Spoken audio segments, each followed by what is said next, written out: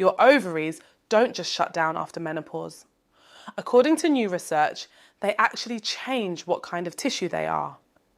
And that shift may be driving the chronic inflammation, joint pain, and fatigue that so many postmenopausal women are told is just aging. That's not a small finding. That's a rethink of what postmenopausal ovaries are actually doing inside your body. We need to talk about it. Hi there, I'm Tony Lee, and this is Hot Flasher, your daily menopause podcast that serves up fresh news, research, and wellness tips. I've built a daily news pipeline to find the latest on women's health and menopause research. Allow me to introduce my co-host, Nikki, who handles the headlines. Take it away, Nikki. Thanks, Tony. We've got a genuinely interesting one today. Let's get into it. There's a study out that I want to spend some real time on because the framing in the press coverage is a bit vague and the actual finding is more specific than the headlines suggest. The New Scientist piece covers research into what happens to ovaries after menopause. And the answer is not what most people assume, which is essentially nothing. The conventional picture is that postmenopausal ovaries are retired. They've stopped producing eggs. Estrogen production has dropped dramatically. End of story, they're just sort of there. What this research suggests is considerably more interesting and, depending on how it plays out in further study, potentially important for understanding why so many postmenopausal women deal with chronic inflammation, joint pain, and that particular kind of fatigue that doesn't resolve with rest. The finding, and I want to be precise here because the research is early stage, is that ovarian cells appear to undergo an identity shift after menopause. Not degeneration exactly, more like a change in what type of tissue the ovary is expressing. And that shifted cellular identity may be pro-inflammatory. The mechanism being proposed is that these cells start behaving more like a type of tissue that actively signals inflammation rather than just going quiet. Now here's where I'll pump the brakes slightly. This is the kind of finding that's genuinely novel, which also means it hasn't been replicated widely yet. And the causal chain from ovary cells shift identity to this is why your knees hurt is not fully established. That chain may exist. The hypothesis is plausible, but we're at the stage where the research community has identified something interesting and needs to dig further, not the stage where we can say this definitively explains postmenopausal inflammation. What I will say is that this matters for a reason that goes beyond the biology. Women who report joint pain, persistent fatigue, and inflammatory symptoms after menopause are very frequently told that this is just aging. Full stop. No further inquiry. And what research like this does, even at an early stage, is push back on that dismissal. It says there may be a specific biological mechanism originating in the ovaries themselves that is actively contributing to inflammatory states. That's not aging. That's a process.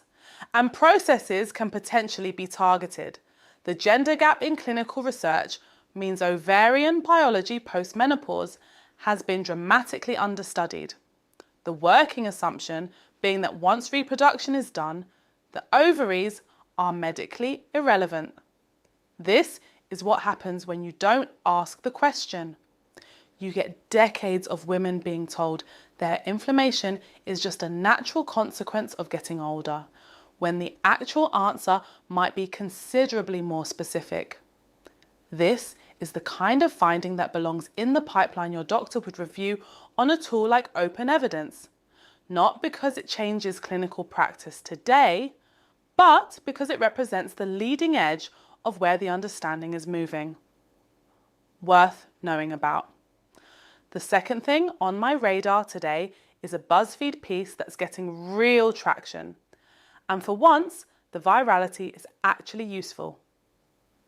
Penélope Cruz and Olivia Wilde have both spoken publicly about a perimenopause symptom that a lot of women have experienced and had no name for. And the response online has been exactly what you'd expect when someone finally names a thing: relief, recognition, and also a fair amount of alarm from people who are in it right now and didn't know that's what was happening.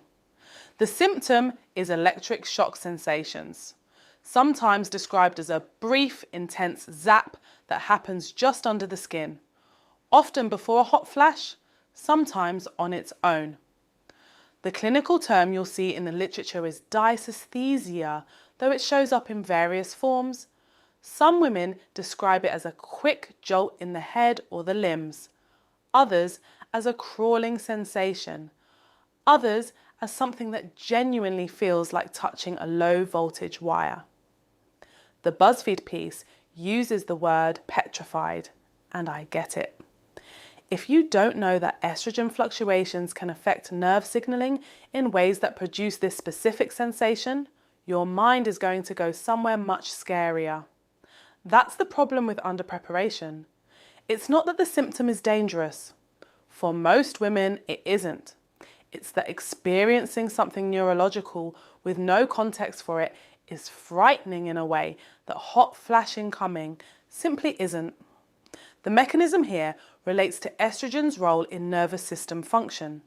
Estrogen affects myelin, the sheath around nerve fibers, and when estrogen drops sharply or fluctuates unpredictably, as it does in perimenopause, nerve signaling can get glitchy in ways that produce these sensations. It's worth noting that this isn't in every woman's experience.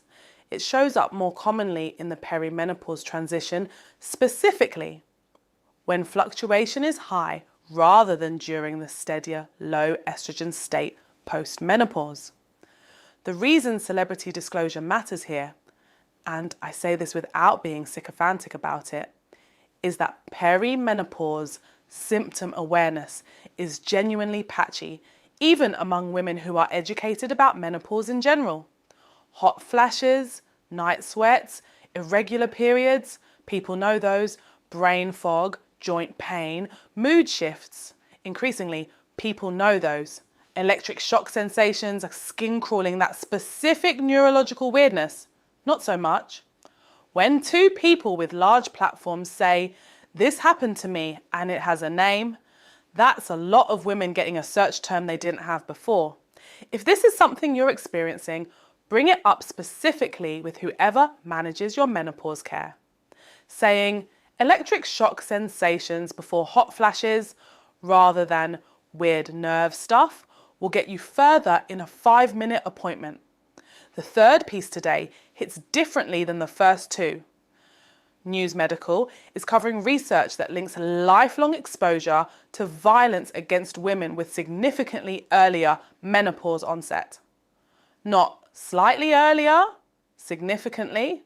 The research looks at cumulative trauma exposure over a lifetime, not a single incident, but chronic and repeated exposure, and finds that women with this history enter menopause meaningfully earlier than women without it. Earlier menopause matters for reasons that extend beyond the reproductive timeline itself. Earlier menopause is associated with increased cardiovascular risk, bone density loss beginning sooner, and longer duration, living with low estrogen and its downstream effects. The biological pathway being proposed runs through the chronic stress response. Long-term activation of stress hormones, cortisol in particular, is known to affect the hypothalamic pituitary ovarian axis, which is the hormonal system that regulates reproductive function. Sustained disruption of that system over years or decades may effectively accelerate the ovarian aging process. The body under chronic threat is not prioritizing long-term reproductive function. That's not a flaw in the system. That's the system doing what it was built to do. The problem is the cumulative cost. I want to be clear that this is observational research. It establishes association, not a clean causal proof, because you cannot run a controlled trial on trauma. But this finding sits within a much larger body of evidence showing that chronic stress and adverse experiences accelerate biological aging in women across multiple systems. The ovarian timeline, being one of them, is consistent with what we know about how the stress response interacts with reproductive hormones. What bothers me about this finding, and I'll be direct about it, is the question of what happens with it clinically. Knowing that a patient has a history of lifelong violence should be a flag for earlier screening conversations about bone density, cardiovascular risk, and hormonal status. Whether that actually happens in a standard care context, given that most GPs have roughly an hour of menopause training from medical school, is a different question entirely. The research can be right and actionable and still go nowhere in practice if the care infrastructure doesn't catch up to it. This is also a finding that deserves to inform how menopause care is delivered, not just what is delivered. A woman whose early menopause is connected to trauma history is not going to be best served by a 10-minute transactional appointment. That's a longer conversation, and the system currently doesn't have a good structure for it. Thanks for listening to Hot Flasher. We're back tomorrow with more, so don't forget to subscribe. See you tomorrow.